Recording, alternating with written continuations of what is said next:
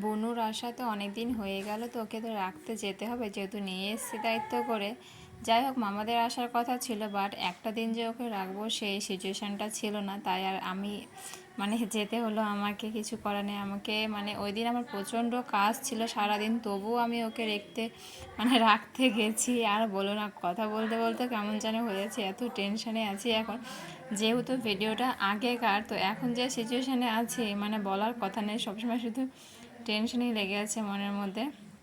তো যারা আমার ভিডিওগুলো দেখো তারা বুঝতে পারবে যে কী কারণের জন্য বলছি কথাগুলো।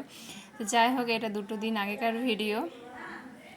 যাই হোক, আমি এখানে বুনুকে নিয়ে চলে এসেছি মামার বাড়িতে, যেটা দেখতে পেলে স্টেশনের নাম গঙ্গারামপুর। আর যেহেতু কিছু খেতে পারবো না, নিরামিষ, তো ওরা তো আমিষ রান্না করেছিল, তবুও মামি জোর করেছিল যে কিছু দোকান থেকে নিয়ে আসে। আমি তবুও বারণ করলাম, তো না পেরে একটা মাজা শুধু জাস্ট নিয়ে এসছে, ওটা খেলাম। এটা তো ছোটো মামির ওখানে গেছিলাম, তো মেজো মামি ছিল, তো ও বললো যে ও মেজো মামি আমাকে কতবার বললো যে খাও খাও, ভাত খাও, ভাত খাও। আমি কিছুতেই খেলাম না, বললাম যে, ও বললো যে নিরামিষই রান্না করেছি, ডাল আলু ভাজা দিয়ে খাও, বা পরোটাও বানিয়েছিল, সেটাও খেতে বলেছিল। বাট আমি জানি না, আমার আজকে নিয়ে 3-4 দিন হবে এত টেনশনের মধ্যে আছি, তো সেই জন্য সেরকম কিছু করা হলো না। তো এটা দেখতে পাচ্ছে, এটা আমার ভাই মেজো মামির ছেলে, তো ওর জন্য একটা ম্যাঙ্গো ফ্রুটি নিয়ে এসেছিলাম ছোটো, তো ওটা খেয়ে দিল। আর যে মামি বলে যে কিছু খাবো না, শুধু জাস্ট একটা আম কেটে দিচ্ছি, মুড়ি দিয়ে খাও। আমি মুড়ি দিয়ে খাবো না, তুমি আমাকে এমনি কেটে দাও, আমি এমনি খাবো।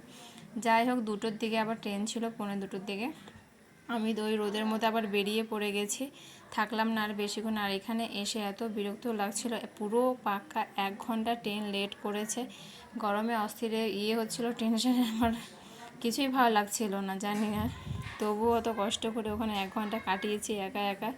ফাইনালি ট্রেন চলে এলো, আর আমিও ট্রেনে উঠে বসে গেছি। আর বলো না, তারপরে আর কি, ট্রেন যখন ছেড়ে দিল তখন একটু মনের শান্তিটা এলো। আর একটু হয়তো সাইড সিট থেকে আমার হয়তো আওয়াজ আসছে, তো কী কারণে সবাই অনেকে বুঝতে পেরে গেছে, যাদের বোঝা, যারা আমার ভিডিওগুলো দেখে। যাই হোক, ট্রেন থেকে নেমে আমার হাজব্যান্ড নিতে চলে এসেছিলো, আর আমি চলে গেছিলাম সঙ্গে সঙ্গে পার্লারে ভুরু প্লাক করার জন্য। কী কারণ আর কতবার বলবো বলো।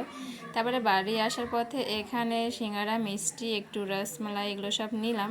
তো আজকের মতো ভিডিওটা এইটুকু, ভালো লাগলো অবশ্যই চ্যানেলটাকে সাবস্ক্রাইব করে দিও।